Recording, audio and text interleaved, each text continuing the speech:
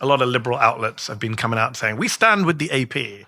And they've been putting out statements in the New York Times. This is outrageous. I don't think they do stand with the AP, because if you actually were to stand with the AP, they should all boycott the White House briefings. Correct. I think they should all say, walk if you're out. not going to have the AP, none of us are going to be there. Yeah. Not put out these mealy-mouthed, we stand with the AP, but let's carry on business as usual, as if you haven't just banned a media organization in this country, done a full Orban, Modi, Putin move. And it's very disappointing, to say the least, about quote-unquote liberal media. And what's especially disappointing about that for me is somebody whose career started in newspapers, right? And as a journalist, as a print journalist, with that being the bulk of my background, we always had this, it was a principle we lived by, which is like, you never let City Hall come after your reporters.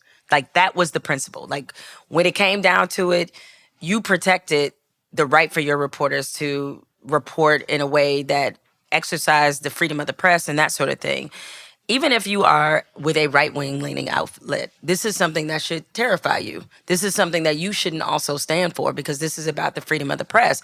And it was especially disappointing to me that they didn't all walk out the press room. They should have all made a large statement, walked out as soon as the briefing started, to send a message. There's no solidarity, though. But there's none, because unfortunately for a lot of media outlets, they are intoxicated with the access. Yes. And it's like, that's never what journalism was supposed to be about. The whole crux of being a journalist is about disruption. It's about holding those in power accountable. It's an old phrase that I learned when I was in journalism school. I went to the mighty Michigan State University. And the phrase that we learned was, our job was to comfort the afflicted and afflict the comfortable. Yeah. That is the root principle of being a journalist. And we don't do that anymore.